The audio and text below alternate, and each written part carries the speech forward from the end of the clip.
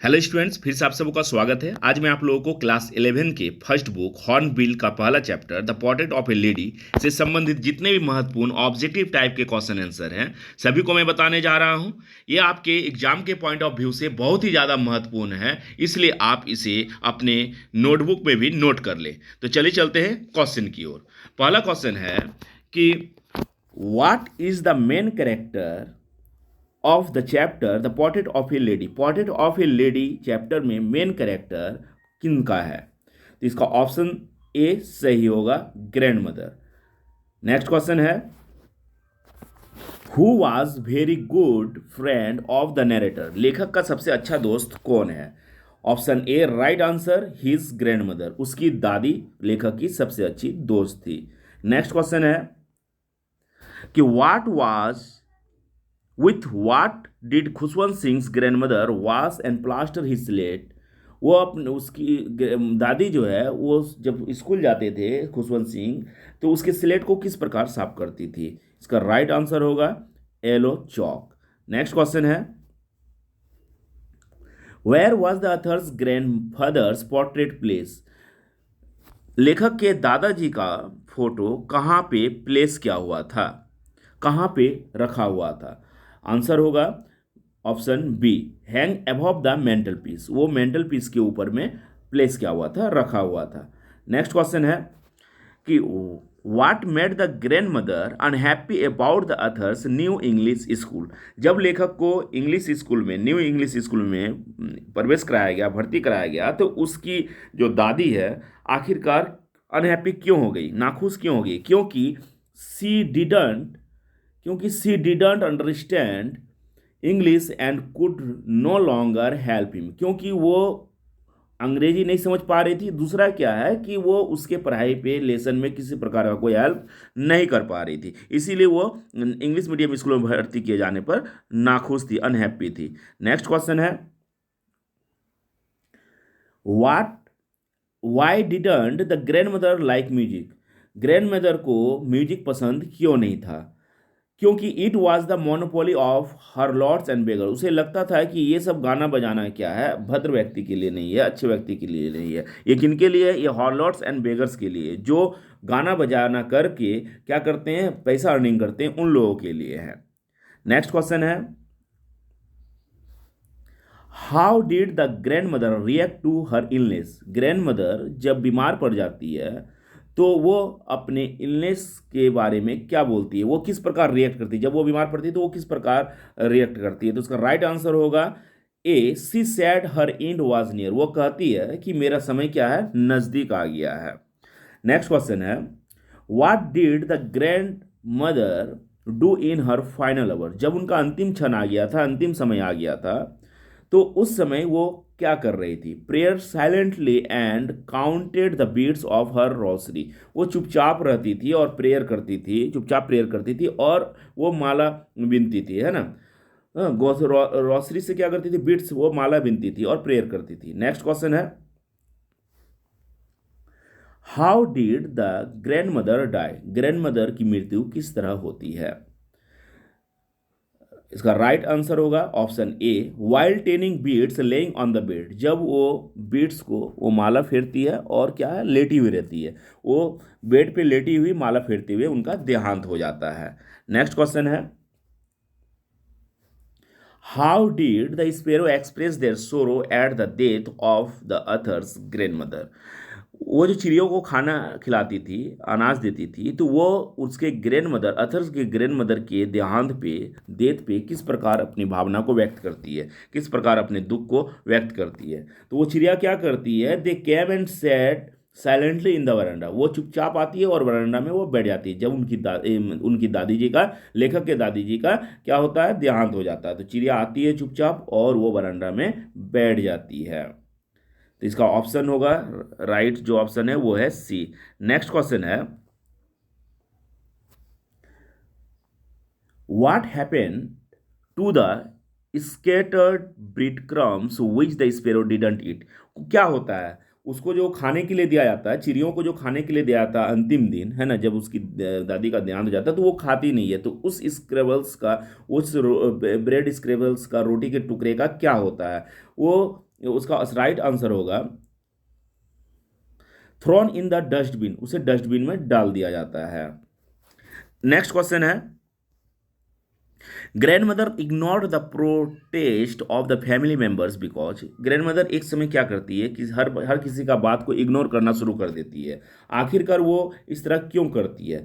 तो सी wanted to pray peacefully, क्योंकि वो चाहती है प्रार्थना करना, शांतिपूर्वक वो भगवान की प्रार्थना करना चाह रही थी।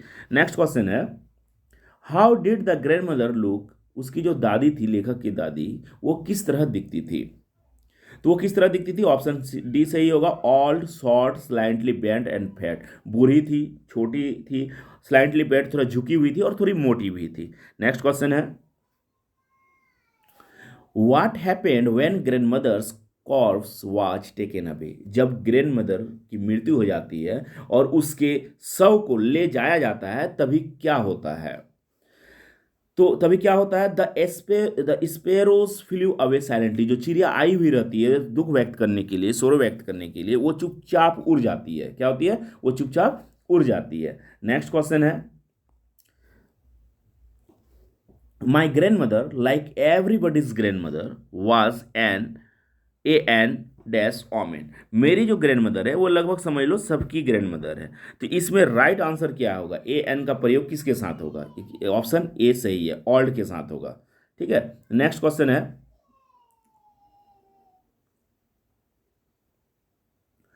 How did his grandfather look like, उसके जो ग्रैंडफादर का फोटो टंगा हुआ था वो किस तरह दिख रहे थे? तो इसका राइट आंसर डी होगा, looked like a 100 years old man, ऐसा लग रहा था कि उसके दादाजी लगभग 100 साल के बूढ़े व्यक्ति हैं। 100 साल के बूढ़े हैं वो, है ना, इतना मतलब ज़्यादा बूढ़े थे दिखने में। नेक्स्ट क्वेश्चन है, how did his grandfather beard look like, उसके दादाजी का दाढ़ी किस प्रकार दिख रहा था, किस तरह दिख रहा था? तो वाइट एंड लॉन्ग, पूरा सफ़ेद था, दाढ़ी क्या हो गया था, पूरा सफ़ेद हो गया था और लंबी दाढ़ी थी। नेक्स्ट क्वेश्चन है, the portrait of a lady is written by, portrait of the lady किसके द्वारा लिखा गया है? इसका राइट आंसर होगा खुशवंत सिंह। नेक्स्ट क्वेश्चन है, the portrait of a lady is written in, portrait of a lady लिखा गया है, किस मूड में लिखा गया है? तो बायोग्राफिकल मूड में लिखा गया है।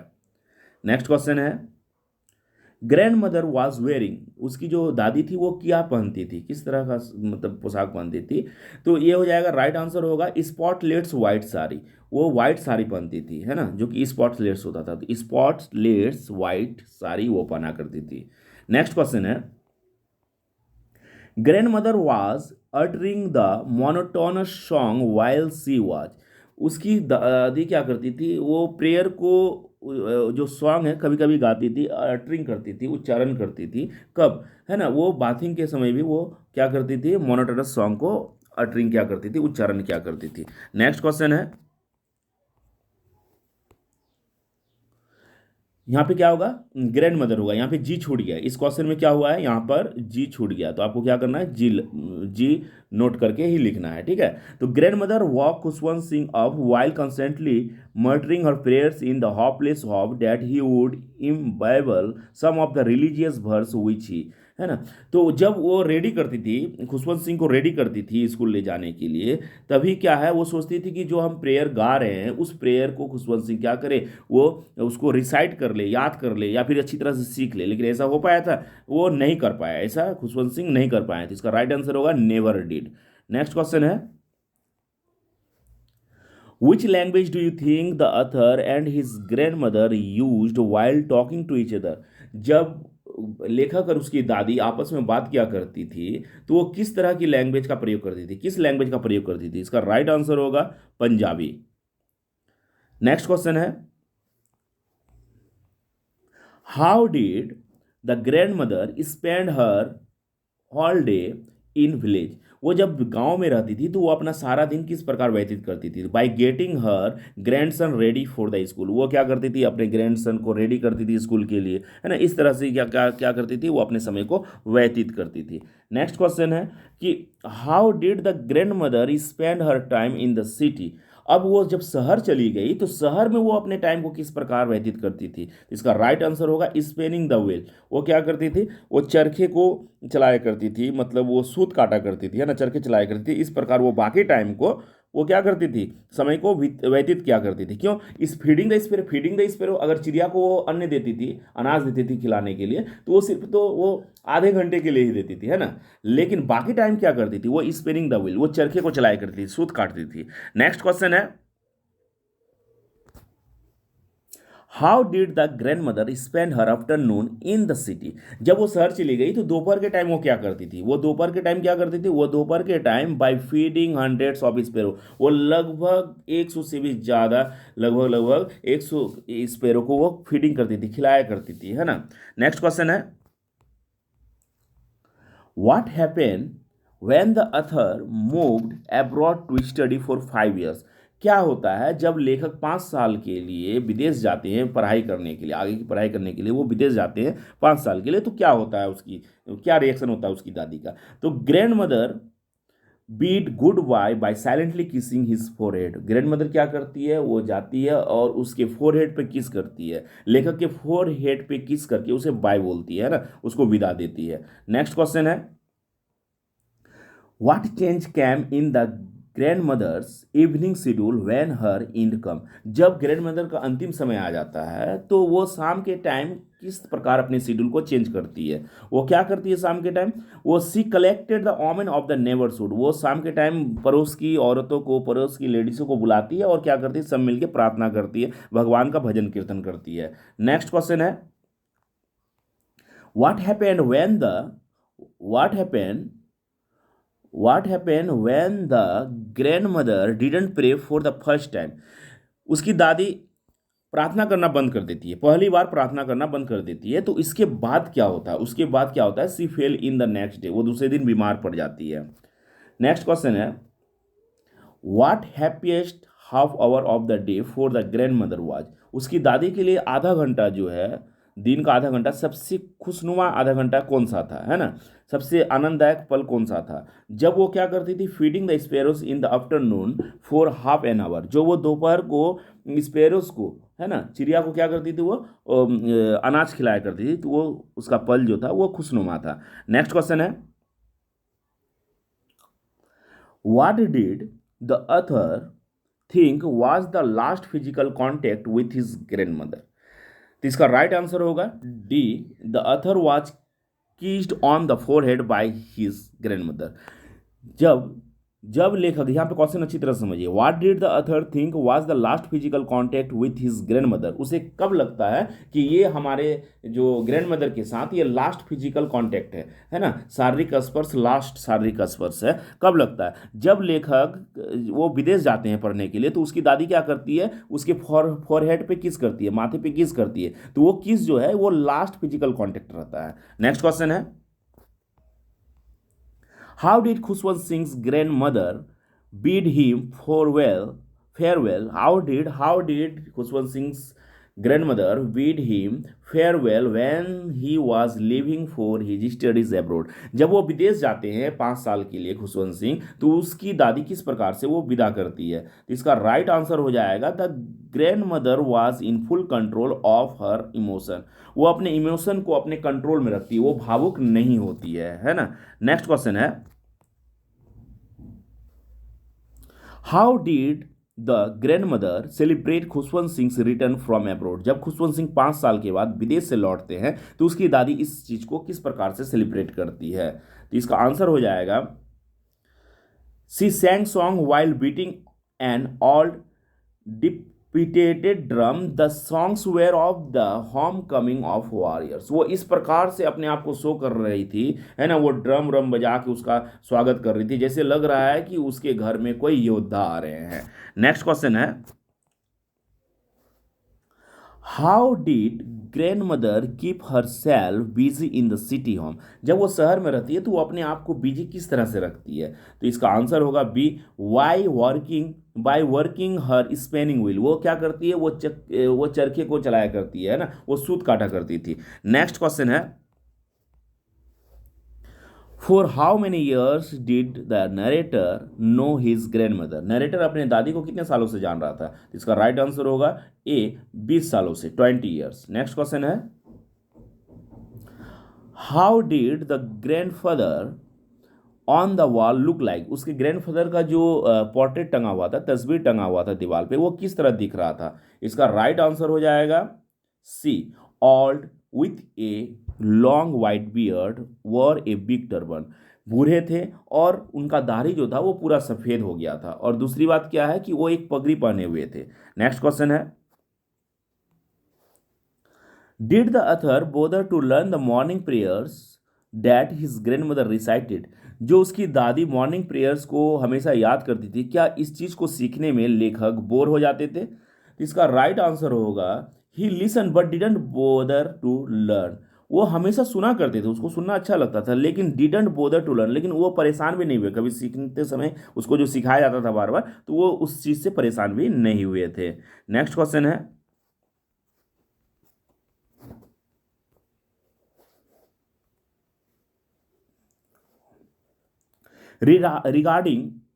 regarding his grandmother, what was hard to believe? क्या विश्वास करना मुश्किल था फॉर खुशवंत सिंह? खुशवंत सिंह के लिए क्या ऐसा चीज था जो उसके दादी के बारे में विश्वास करना मुश्किल था? तो इसका राइट आंसर हो जाएगा that once she had been young and pretty. वो कभी जवानी में वो कभी क्या थी, वो कभी जवान भी थी, उसकी दादी कभी जवान भी थी और वो बहुत खूबसूरत भी थी। ये चीज खुशवंत सिंह के लिए एक्सेप्ट करना बहुत हार्ड हो जा रहा था। क्यों? क्योंकि उसकी दादी अब बुरी हो गई है, उसके चेहरे में झुर्रियाँ आ गई है, अब वो पूरी उदास रह रही है, वाइट उसका वाइट हेयर हो गया है ना? तो वो पूरी तरह से झुर्रियाँ चेहरा में आ चुका है, बुरी हो चुकी है, और उस चीज़ को एक्सेप्ट करना उनके लिए थोड़ा हार्ड था कि वो कभी जवान भी हुआ करती थी और खूबसूरत भी थी।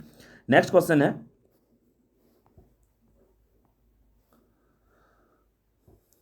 When did the Athar parents leave him with his grandmother?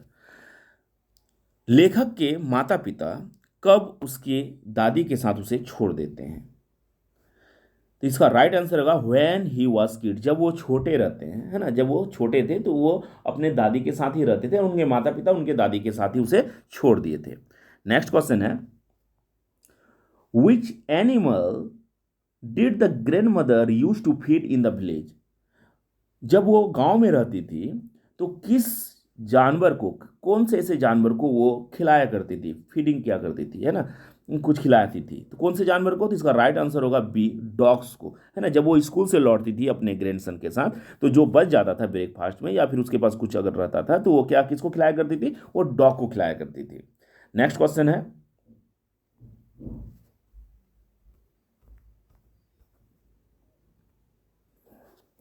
Next question हो जाएगा कि what did the Athar eat for breakfast? लेखक को ब्रेकफास्ट में क्या दिया जाता था? तो उसे ब्रेकफास्ट में क्या दिया जाता था? तो thick and stale chapatis with little butter and sugar spread on it. उसे क्या मोटी और बासी चपाती दी जाती थी, रोटी दी जाती थी, जिसमें ब्रेड को थोड़ा सा क्या उस पर लगा दिया जाता था एंड शुगर स्प्रेड, और उस पर चीनी को बिखेर दिया जाता था, है ना? उस तरह उस टाइप की ब्रेकफास्ट को लेखक को खाने के लिए दिया जाता था जब वो ब्रेकफास्ट लेके जाती थी स्कूल में। नेक्स्ट है,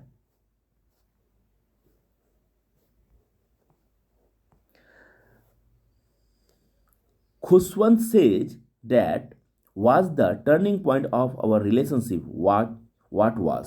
खुशवंत सिंह कहते हैं कि ये मेरे जीवन का टर्निंग पॉइंट था। आखिरकार वो कौन सा टर्निंग पॉइंट था? तो इसका राइट आंसर होगा B, once they move to the city. जब वो शहर जाते हैं, वो गांव से क्या होते हैं, शहर जाते हैं, तो उसके जीवन का ये टर्निंग पॉइंट था।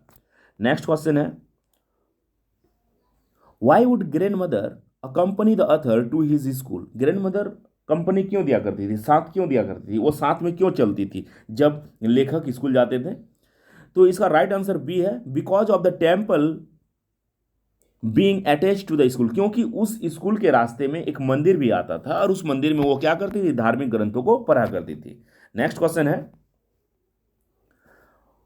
Where the parents of the author? लेखक के माता पिता कहाँ रहते थे? तो लेखक के माता पिता कहाँ रहते थे? आंसर हो जाएगा डी, इन द विलेज, गांव में रहा करते थे। नेक्स्ट क्वेश्चन है कि what would the grand mother do in the temple daily? Grand mother temple में, मंदिर में डेली क्या करती थी? तो इसका राइट आंसर सी होगा, रीड स्क्रिप्चर्स, वो धार्मिक ग्रंथों को पढ़ा करती थी। नेक्स्ट क्वेश्चन है कि what was the turning point of the relationship friendship between grandmother and author. Question है कि what was the turning point of the friendship between grandmother and author. जो लेखक और उसकी दादी के बीच जो एक दोस्ती था, उसमें टर्निंग पॉइंट कहाँ आ जाता है, उसमें मोड़ कहाँ आ जाता है। इसका राइट आंसर होगा A, when his parents called them both to the city. जब उन दोनों को शहर बुला लिया जाता है, उनके माता पिता के द्वारा उन दोनों को शहर बुला लिया जाता था। ठीक है, क्यों क्यों क्योंकि वो जब विलेज में थे दोनों, तो वो एक साथ जाते थे, एक साथ वो आते थे, तो उनका फ्रेंडशिप बहुत क्या था, क्लोज था, बहुत गहरा दोस्ती था। लेकिन जब उन्हें शहर बुला लिया गया तो उनके फ्रेंडशिप में थोड़ा सा टर्निंग पॉइंट आ गया, है ना। तो इसका राइट आंसर ए होगा, when his parents called them both to the city. जब उन्हें शहर बुला लिया गया तब उनके फ्रेंडशिप में थोड़ा सा टर्निंग पॉइंट आ गया। नेक्स्ट क्वेश्चन है, where did the author go to the study in the city. जब वो लेखक शहर चले गए तो वो कहाँ पे पढ़ने जाते थे, है ना। Where did the author go to study in the city. City में वो कहाँ पढ़ने जाते थे, तो इंग्लिश स्कूल इन मोटर बस, है ना। वो मोटर बस में क्या करते थे, मोटर बस के माध्यम से वो इंग्लिश स्कूल जाते थे। यहाँ पे तो वो उसकी दादी थोड़ा हेल्प कर दे रही थी स्टडी में, लेकिन उसे इंग्लिश मीडियम स्कूल में भर्ती करा दिया गया, जिसके कारण उसकी दादी को थोड़ा क्या असमर्थ हो गई हेल्प करने में। वो किसी लेसन को सही तरीके से बता भी नहीं पा रही थी और वो इंग्लिश को समझ भी नहीं पा रही थी। तो लेखक जब शहर चले गए तो वो उसे कहाँ पे भर्ती किया गया, इंग्लिश स्कूल में किया गया। ठीक है, नेक्स्ट क्वेश्चन है, what was the reaction of the grandmother when the author came back after 5 years। जब लेखक 5 साल के बाद लौटता है विदेश से, जब लेखक 5 साल के बाद अपने घर लौटे, तो उसकी दादी का रिएक्शन क्या है, उसकी ग्रैंडमदर का रिएक्शन क्या होता है। तो इसका राइट आंसर सी हो जाएगा, she clasped the author in her arms and said prayers. वो अपने बाहों में भर लेती है लेखक को और उससे क्या करती है, उसके कानों में प्रार्थना करती है ना, वो प्रार्थना को बोलती है सेड प्रेयर्स, और वो प्रार्थना को बोलती है जो हमेशा प्रार्थना करती है। नेक्स्ट क्वेश्चन है, तो स्टूडेंट्स जितने भी इस चैप्टर से रिलेटेड, मतलब the portrait of a lady chapter से जितने भी इंपॉर्टेंट क्वेश्चंस हैं एमसीक्यू, जो कि ऑब्जेक्टिव टाइप के क्वेश्चन आंसर है, मैं सभी को बता चुका हूं। इन सभी क्वेश्चंस को आप अपने नोटबुक में नोट कर ले। ये क्वेश्चंस आपके एग्जाम के लिए बहुत ही ज़्यादा महत्वपूर्ण क्वेश्चन है और इसे अच्छी तरह से आप इसे रिवाइज करें ताकि आपके एग्जाम में अच्छा मार्क्स आए। Thank you.